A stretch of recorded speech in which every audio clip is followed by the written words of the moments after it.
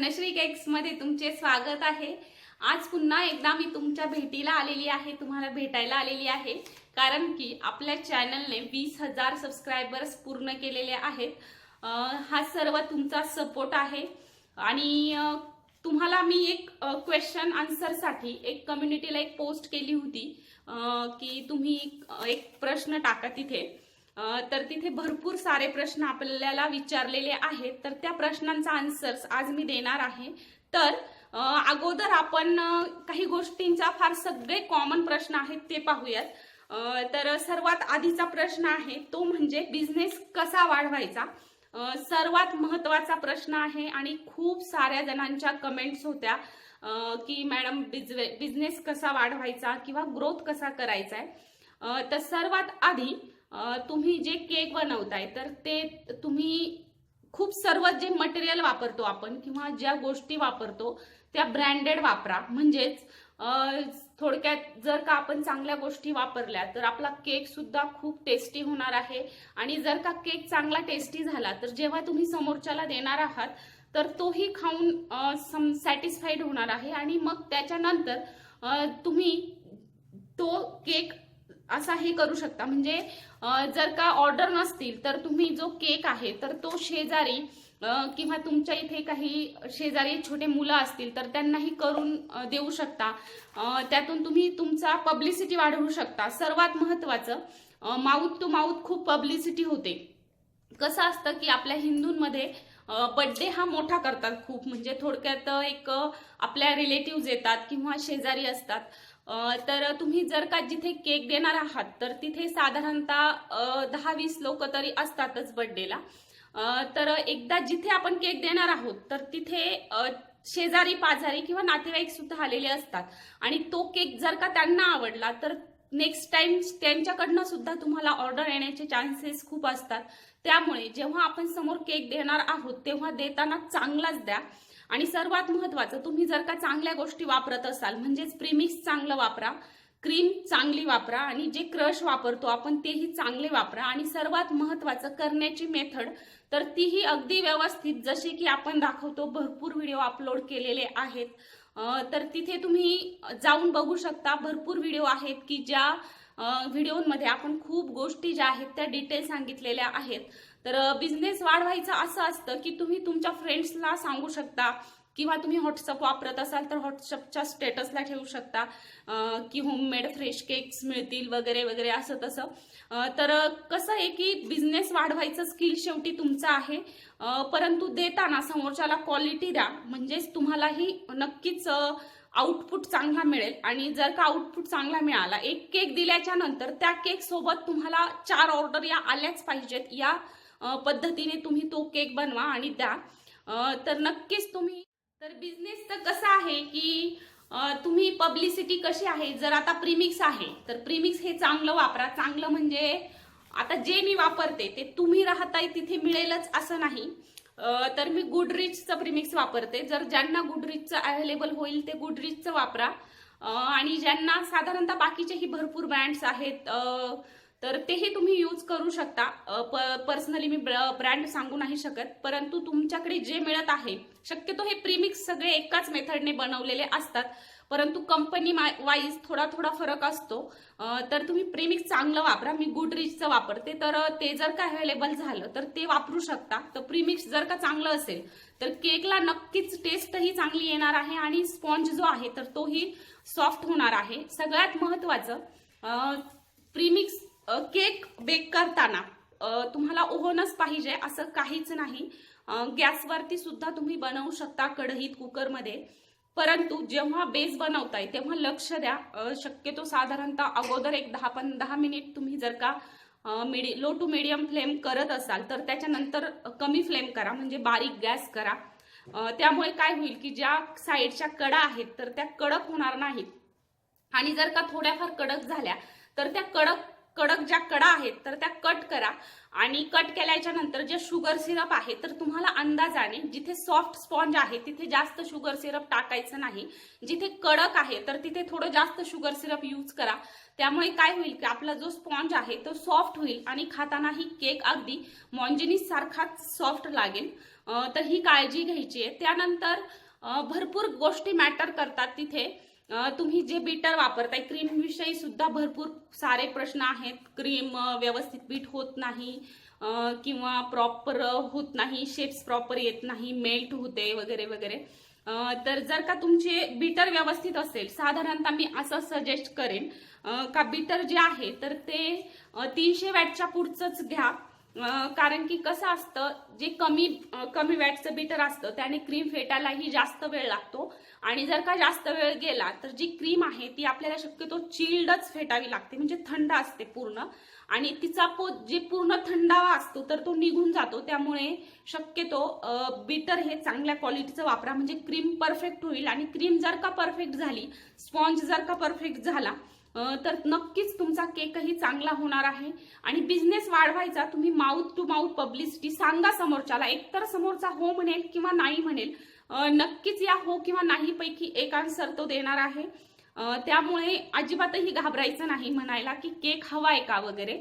तुम्हाला एक माहित होतच आपल्याला की एक बर्थडे आहे बाबा, अमुक अमुक कुणाचा बर्थडे आहे, तर तुम्ही तुमच्या कुणी फ्रेंड्स असतील तर त्यांनाही सांगू शकता मी होममेड केक बनवते. आणि करताना शक्यतो मी सांगितलं याच पद्धतीने केक बनवा, नक्कीच तुम्हाला ही ऑर्डर वाढतील. तर आता सध्या असं झालेलं आहे की होम बेकर्स खूप साऱ्या झालेल्या आहेत. आणि कसं असतं, तुम्ही जर का चांगली क्वालिटी दिली तर नक्कीच तुमच्याकडे कस्टमरही वाढणार आहे. आणि समोरचा जो सांगेल तसाच केक जर का तुम्ही बनवून दिला तर काय होतं, कस्टमरचा एक विश्वास संपादन होतो आणि नक्कीच तो 4 जणांना सांगणार आहे की हे खूप छान केक बनवतात आणि जसा सांगू तसा देतात, म्हणजे नक्कीच तुमचा तिथेही कस्टमर वाढण्याचा एक चान्स असतो. तर बघा, अशा पद्धतीने तुम्ही तुमचा बिझनेस जो आहे तर तो वाढवू शकता. त्यानंतर क्रीम कोणती वापरायची, प्रीमिक्स तमी गुडचं वापरते, माझ्याकडे तेच अवेलेबल होतं. प्रिस्टाईन आहे किंवा आणखी पिल्सबेरी आहे, यातले कुठलेही तुम्ही, इन्हान्सचं आहे. त्यानंतर आणखी कुठलेही आहेत, तुम्ही कुठलंही वापरू शकता, फक्त चांगल्या क्वालिटीचं प्रीमिक्स वापरा. आणि त्यानंतर क्रीम तर मी सनव्हिपची क्रीम वापरते. शक्यतो आपल्या व्हिडिओमधून अलीकडे मी स्टिकर्स सुद्धा तुम्हाला देत असते, त्याचा स्क्रीनशॉट मारून तुम्ही ते तुमच्या केक मटेरियल जिथे मिळतं तिथे दाखवू शकता आणि ही क्रीम अवेलेबल करा किंवा हे प्रीमिक्स अवेलेबल करा हे सांगू शकता. त्यानंतर क्रीम मी सनव्हिपची वापरते, खूप छान रिझल्ट आहे, टेस्टही अप्रतिम आहे आणि खूप छान कन्सिस्टन्सी सुद्धा छान येते. तुम्ही आपल्या व्हिडिओमधून पाहत आहातच.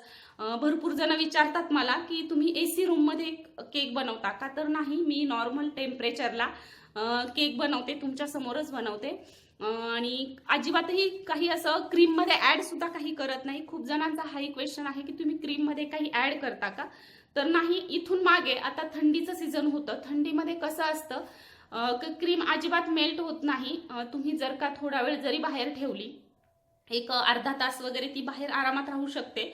परंतु जर का इथेच आता उन्हाळा सुरू होतोय तर आता इथून पुढे काम करायला फार थोडंसं कठीण असतं क्रीमवरती. तर काय करायचंय, तुम्ही फिनिशिंग येत नाही हाही खूप जणांचा प्रश्न असतो. तर काय करायचं की आपण क्रीम फेटल्याच्या नंतर अर्धी क्रीम जी आहे, समजा तुम्ही जर का 1 कप क्रीम फेटत असाल तर सगळी क्रीम फेटून घ्यायची आहे आणि अर्धी म्हणजेच त्याच्यातली काही अर्धी क्रीम ही काढून घ्यायची आहे बाजूला आणि अर्धी क्रीम तुम्ही फ्रीजमध्ये ठेवायची आहे. आणि जी अर्धी क्रीम आहे ती फिलिंगला आणि साईडला क्रमकोट करायला पर्यंत तुम्ही वापरू शकता. आणि त्यानंतर जी अर्धी आहे ती फिनिशिंगला वापरा आणि फिनिशिंगच्या नंतर जे डेकोरेट येतं वरती, आपण जे रोझेट्स वगैरे काढतो ते, तर खूप जण म्हणतात का क्रीम फाटते, तर ती क्रीम खूप जास्त वेळ ठेवल्यामुळे ती थोडीशी ड्राय होते. तर काय करायचं, स्पॅच्युलाने खूप चांगली फेटून घ्यायची ती क्रीम आणि त्यानंतर तुम्ही जितकी फेटाल तर नक्कीच ती जितकी फेटाल तितकी ती सॉफ्ट होणार आहे. आणि त्यानंतर आय थिंक बिझनेस कसा वाढवायचा यातून तुम्हाला बरेच क्लूज मिळाले असतीलच. त्यानंतर आपण प्रीमिक्स आणि क्रीम कोणतं वापरायचं हे मी तुम्हाला सांगितलं आहे. प्रीमिक्स आणि क्रीम चांगली वापरा. तुम्ही जर का चांगली वापराल तर नक्कीच तुम्हाला रिझल्ट चांगला मिळेल आणि त्यातून तुमच्या ऑर्डर सुद्धा वाढणार आहेत. आपण कसं करतो की रेटचा विचार करतो कधी कधी. तर साधारणतः मी जे प्रीमिक्स वापरते ते 180 रुपये किलो प्रमाणे मिळतं. 160 ते 180 रुपये किलो प्रमाणे. प्रीमिक्सचे रेट सुद्धा थोडेसे कमी झालेले आहेत. तर 180 रुपये किलो प्रमाणे जर का मिळालं प्रीमिक्स तर क्रीम ही साधारणतः 150 रुपयांनी पकडली तर साधारणतः आपण क्रीम आणि प्रीमिक्स चांगलं वापराल तर तुम्हाला परवडेल. साधारणतः 300 रुपये किलो प्रमाणे तुम्ही केक देत असाल तर 50% तरी मार्जिन राहतं कमीत कमी, असं मला तरी वाटतं. पण का त्या तरीही तुम्हाला कोणत्या रेटने सामान पडते किंवा जे मटेरियल घेताय ते कुठल्या रेटने तुम्हाला मिळतंय तर त्यावरती डिपेंड आहे. परंतु साधारणतः 50% मार्जिन आहे. 300 रुपयांना जरी तुम्ही केक विकला तर 50% मार्जिन आपल्याला मिळतं. आणि जर का जास्तच तुम्ही कुठे खेड्यात असाल किंवा मीही एका गावाकडून आहे, म्हणजे खेडच आहे आमचं, खूप मोठं असं गाव नाही, परंतु हायवेला आहे, पुणा नाशिक हायवेला आहे. त्यामुळे आमच्याकडेही भरपूर असं जवळ काही आणायला नाहीये. मला डायरेक्टली 40 किलोमीटर तरी लांब जावं लागतं प्रत्येक गोष्ट आणायला. तर मी भरपूर प्रमाणात स्टॉक करून ठेवते, कारण की डेली ऑर्डर असतात. कमीत कमी 4 ते 5 केक मी डेली बनवते. आणि होम बेकर आहे, कुठेही माझी बेकरी नाही, काहीच नाही. मी होममेड आहे आणि होम बेकर आहे तुमच्यासारखीच एक. तर इथे प्रीमिक्स आणि क्रीम ब्रँडेड वापरायची, तर हे फार महत्वाची गोष्ट आहे.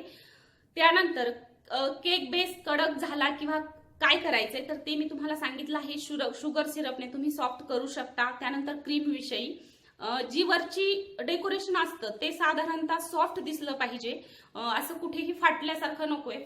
क्रीम फाटते कधी कधी, परंतु ती स्पॅच्युलाने तुम्ही जर का सॉफ्ट केली, मिक्स करत राहिला तर ती छान सॉफ्टही होते. आणि सॉफ्ट केल्याच्या नंतरच डिझाईन करा, म्हणजे केकची फिनिशिंग जी आहे ती छान दिसेल.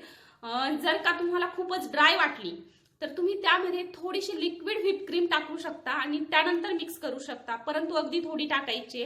जर का जास्त टाकली तर ती खूपच पातळ होण्याचे चान्सेस असतील. तर तुम्ही अगदी एखादा चमचाभर लिक्विड व्हिप क्रीम टाकून हे करू शकता, मिक्स करू शकता, म्हणजे तिथे तुमची क्रीम सॉफ्ट होणार आहे, म्हणजे फिनिशिंगचा प्रश्न संपला.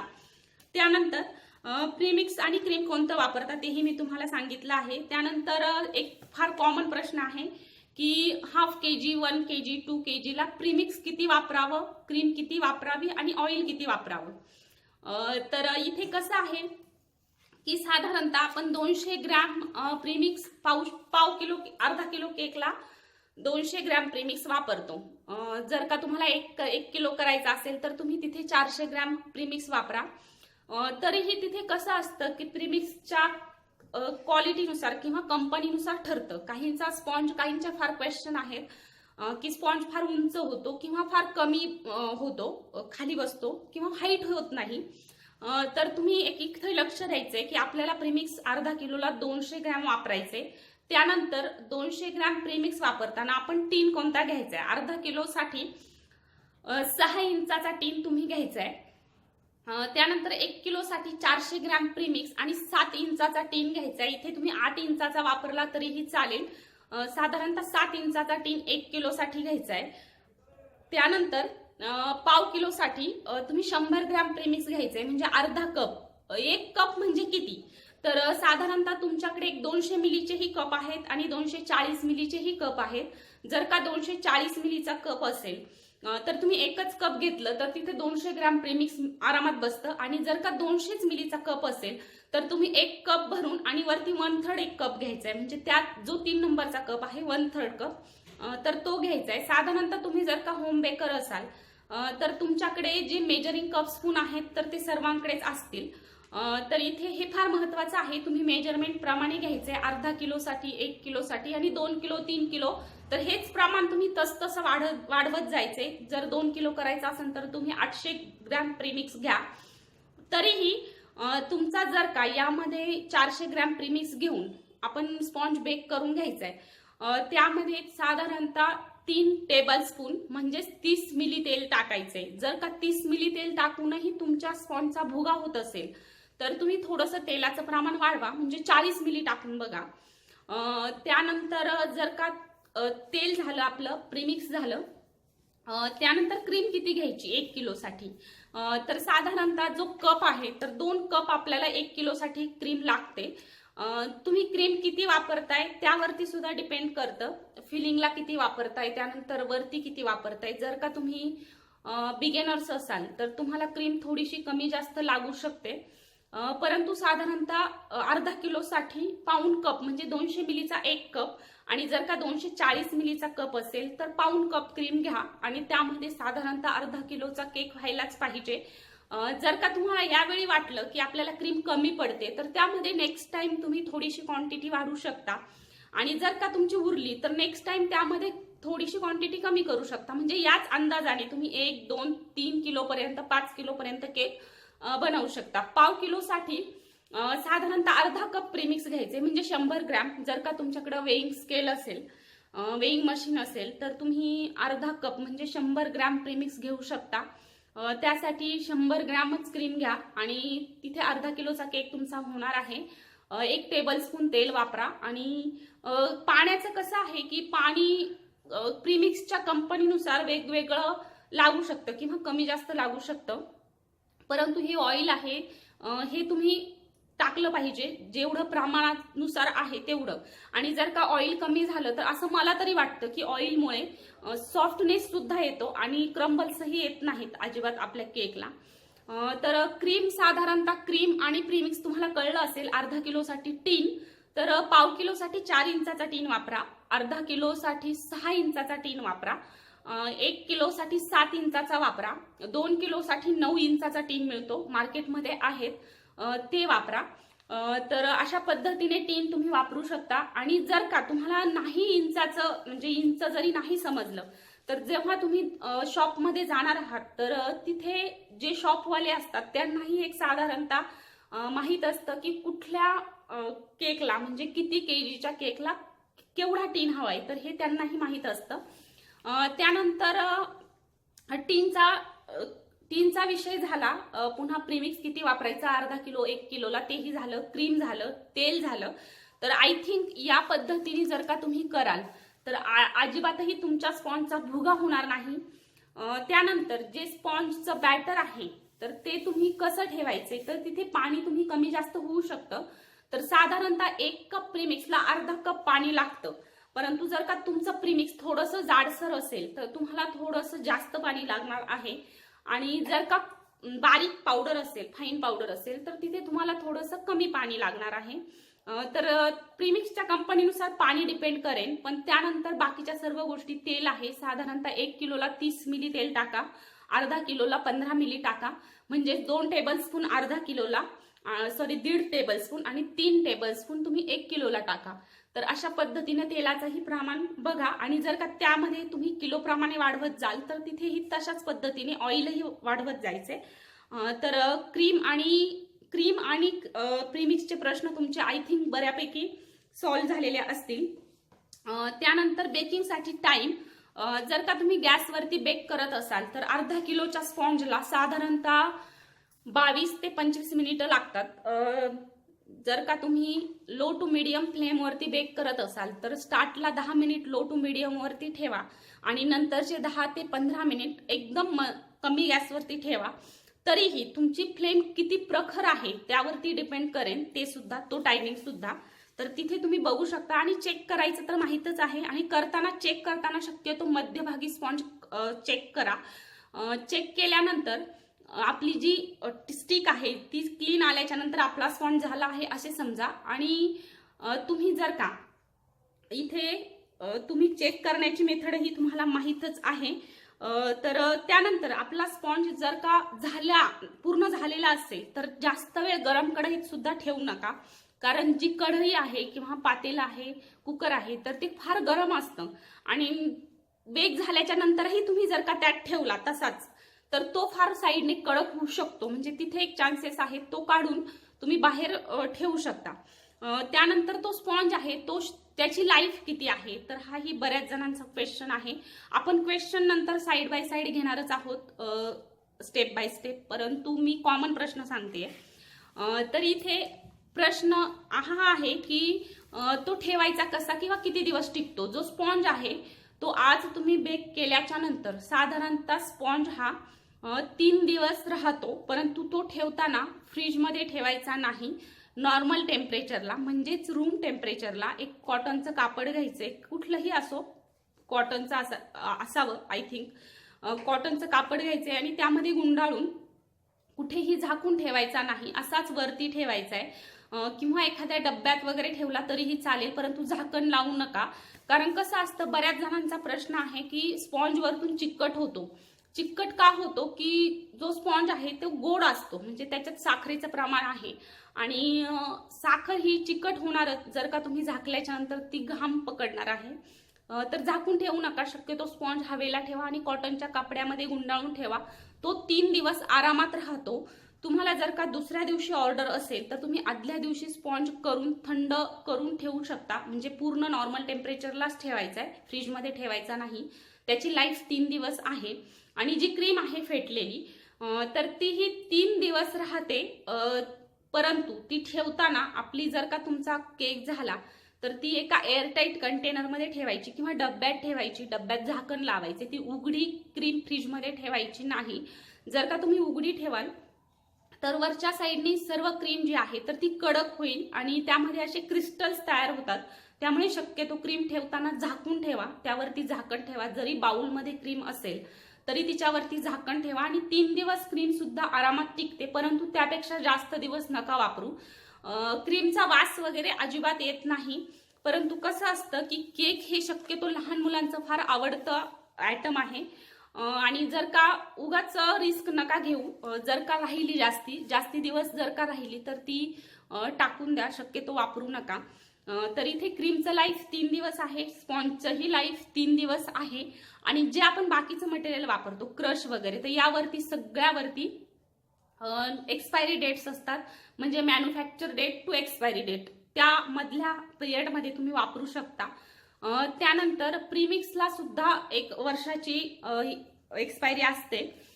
त्यानंतर जी क्रीम आहे तीही तुम्ही 1 वर्षभर वापरू शकता. परंतु जी फेटलेली क्रीम आहे ती तुम्हाला नॉर्मल खाली ठेवायची, म्हणजे फ्रीजला, जिथे बर्फ होत नाही.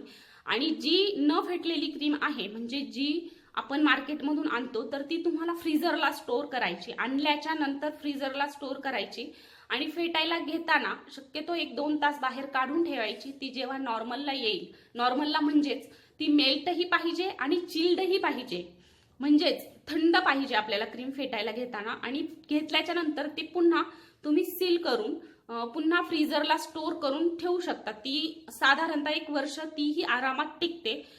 परंतु शक्यतो फोडलेली क्रीम 3 महिन्यांच्या आत तुम्ही वापरा. तिला 1 वर्षाची वॉरंटी एक्सपायरी असते, परंतु तरीही 3 महिन्याच्या आत वापरा असं मी सजेस्ट करेन.